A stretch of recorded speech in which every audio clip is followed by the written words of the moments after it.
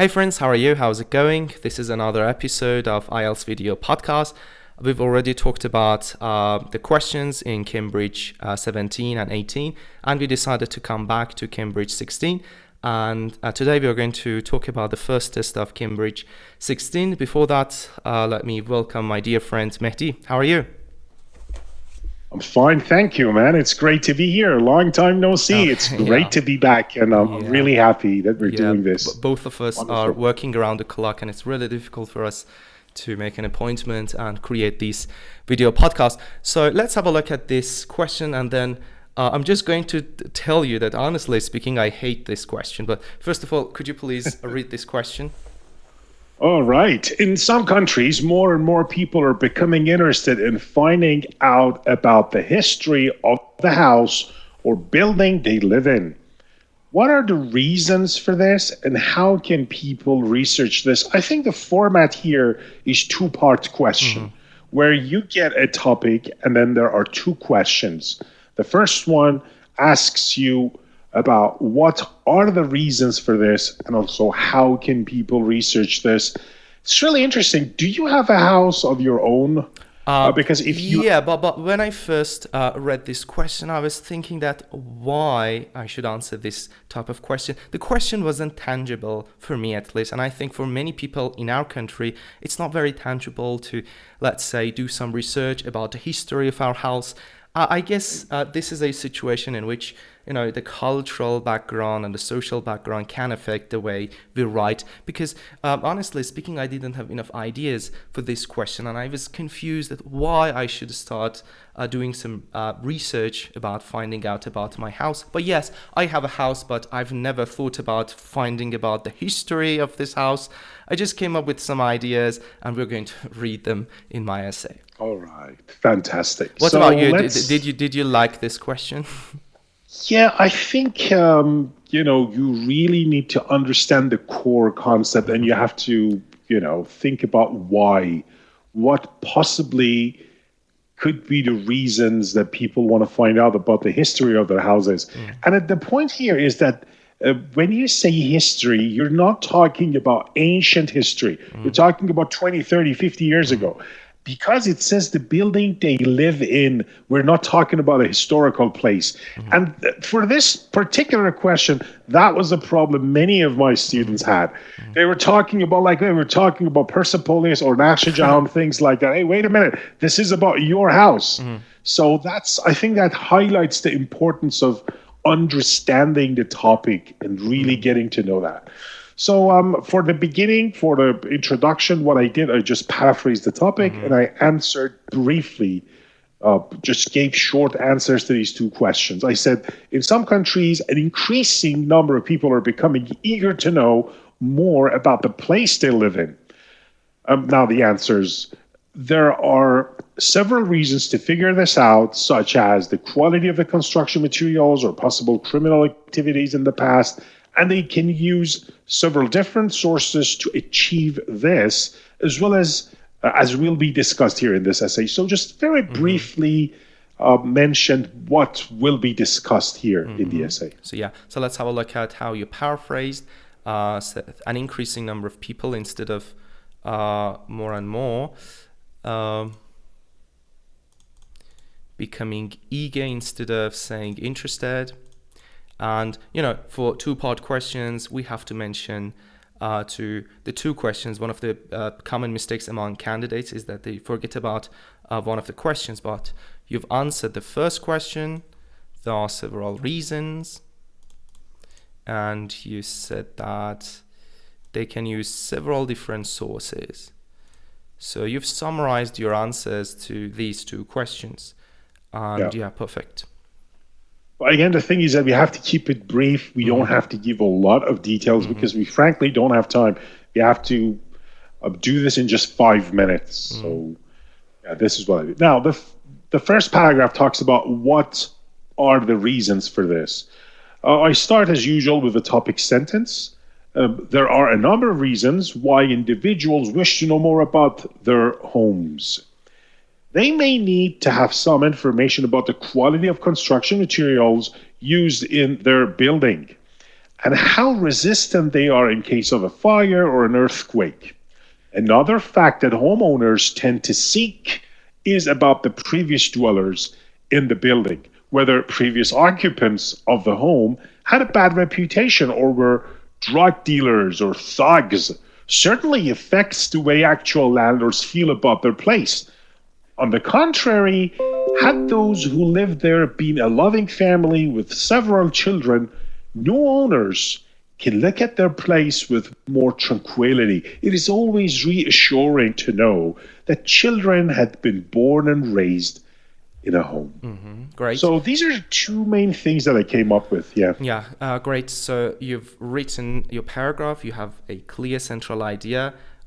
We call it a two-idea paragraph. So in which you give us two main ideas, you've presented them and you've developed them well. I like that. So talking about the vocabulary, so the quality of construction materials, I like it. How resistant they are, great. And so in case of a fire and earthquake, I like your examples. So it's really relevant and tangible and to the point. Previous dwellers, great. So some topic-related vocabularies about houses. And again, occupants. So you're showing your flexibility.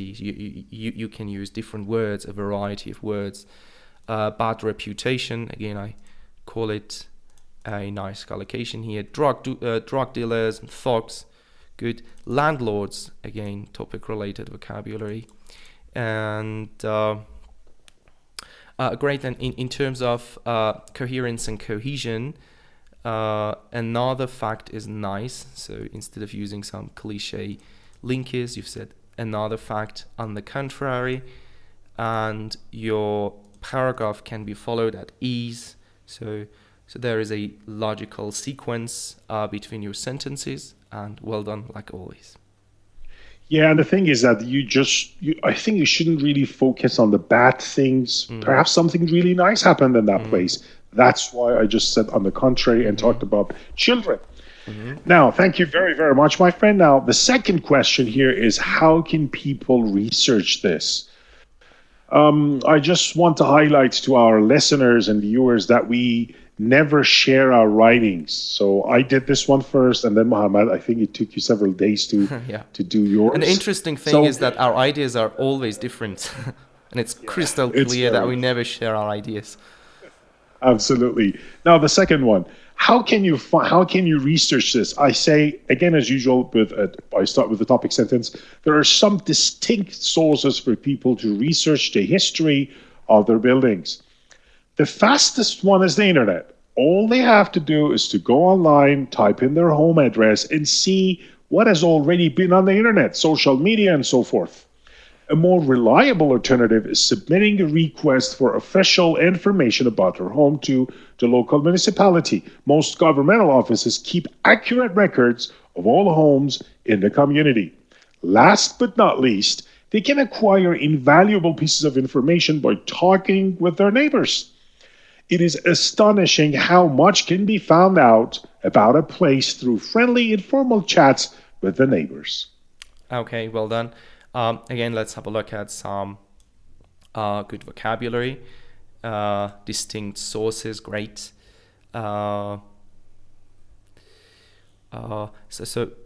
You've used, I guess we call it a cleft structure.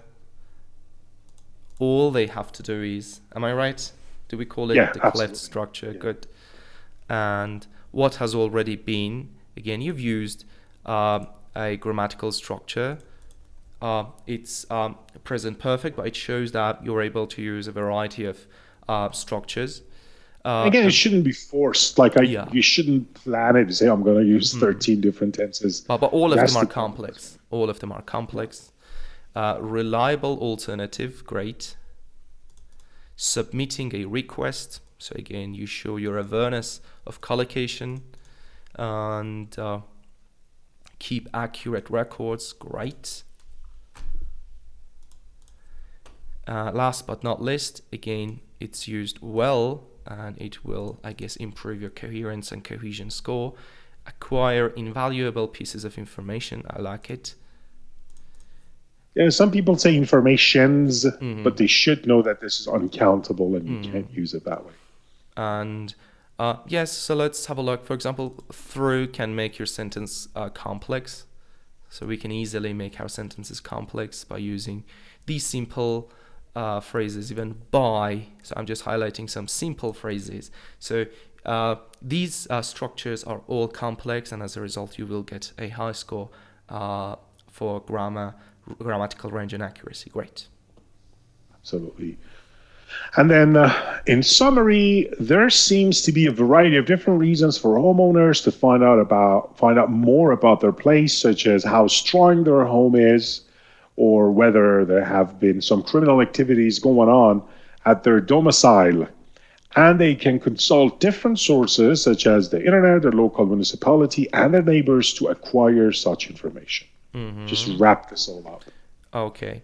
Uh, so again, it was difficult for me to paraphrase, for example, the history of the building, but I like the way you've paraphrased. For example, I'm just going to highlight this sentence, whether there have been some criminal activities going on at their domicile. Great. So I like that. Great. All in all, I guess we have many positive features in this essay in terms of task response, clear position, uh, direct ideas, well-developed ideas, logical organization, and a wide range of lexical resources and grammatical structures. Well done. And it's interesting to mention that the number of words, it's 127 and 130, is totally achievable. It's not that long because I heard that some people say, you know what, teacher, when you write 160, 70 in one paragraph, it's not really doable. But this is not that long, right? It's Yeah, completely yeah, doable. sure. If you have some sort of structures and detailed planning, I guess it can be achieved. Yeah, Okay, shall we go? Shall we move on to my writing? of course, my Yeah, as friend. I I said, can't I didn't wait. like this question, so I wrote that essay with this kind of hatred in mind. Okay, so You're being modest, man. But definitely, we're going to see lots of okay. firework. Let's Okay, go. so let's have a look at my introduction. Like you said, an increasing number of people show an interest in knowing more about the history of the place they are living in. Curiosity and finding any possible problems in the building seem to be the main reasons, and people can collect some information by interviewing neighbors or owners and checking the official documents. Wonderful, wonderful. The first one is obviously the paraphrase. Increasing number of people is good one. I think I used the same phrase. Hmm. Coincidentally, and again, that was perfect. The paraphrase. Also, it's really easy to expect what's gonna happen in the following paragraphs by just mentioning curiosity and finding any possible problem in the building. I think maybe overlap on that one, possible problems in the building. I kind of talked about construction material. And also, I think checking the official document is the same. Neighbor, interviewing neighbors, we had that one as well. So, eh, but Okay, great. wonderful, wonderful So let's move paraphrase. on to Great. the first main paragraph in which I'm talking about why some people want to know more about the history of their building. On the one hand, there are two motives for people to do some research about their house. Satisfying personal curiosity may motivate some people to find out about the past of their building. Identifying remarkable events that occurred near the house, discovering any potential artistic value, which might affect the price of the house, or even investigating supernatural occurrences may all arouse people's curiosity. Another reason to know more about the background of where you live is to detect any type of vulnerability and prevent possible damage. The year of the construction, the materials and methods of buildings, the house can the house can give the residents some ideas on how to renovate and strengthen the house. Brilliant, brilliant job, my friend. It's, I always say your writing is this, all the writings are like a jigsaw puzzle. You cannot add anything to it. You cannot get anything out of it. Everything in perfect harmony. Perfect harmony. You started with a topic sentence. I like the word true motives. Really good one. True motives for people. Again, to do some research.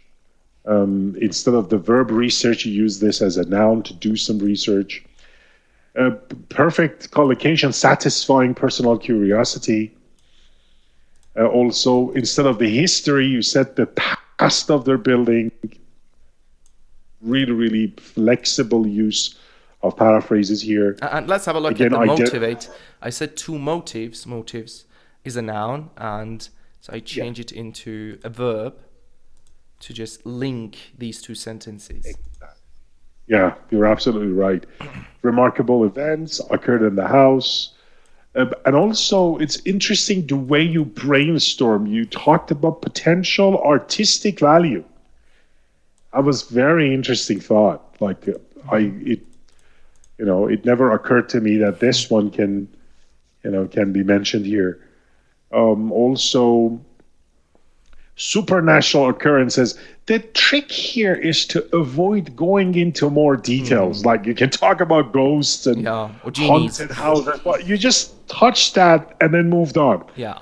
It's as writers, when we write something, it's always tempting to go more into detail, explore more of that. But it will put me in hot water, and I just want to avoid that trouble. Exactly. Well done. And again, the collocation, detect any type of vulnerability. It's really good. Prevent possible damage. Perfect job, man. And also arouse people's curiosity. That one really also. like. And also, finally, you talked about how to renovate and strengthen the house. So that's further developed on the purpose of why you're doing this. Well done. Yeah. Okay. So I guess the second paragraph can be debatable. So let's have a look at it. So there are two possible ways to gather some information about the history of a building. Firstly, interviewing the neighbors. I guess it's wrong. I guess it's better to write neighbors, or the previous owners can provide people with some insights. I remember an old neighbor talked about some facts about the symmetrical patterns of my grandfather's house, which I had never heard before. Consulting local archives can also help people find out new information about the historical background of the house. The municipal offices in Iran, for example, keep old maps and other information about old houses in their documents, and the owners can access these pieces of information. Perfect job. Everything is great, but you talked about being debatable.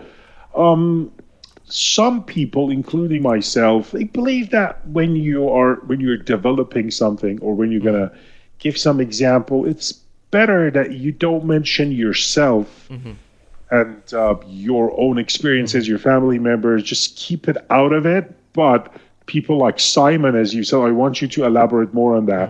What did Simon say about this? So the reason I used a personal example is that I've seen a lot in native teachers' writings that they use personal examples. But yeah, I agree with you. Let's play it safe and avoid using too personal examples, because opinions are divided. Even examiners might have different opinions. So yeah, in order to play it safe and avoid taking risks, it would be better to give a, let's say, more general example instead of going too personal. Yeah, and also in here I can see consulting local archives. That's a very good one. Consulting an archive. Well done.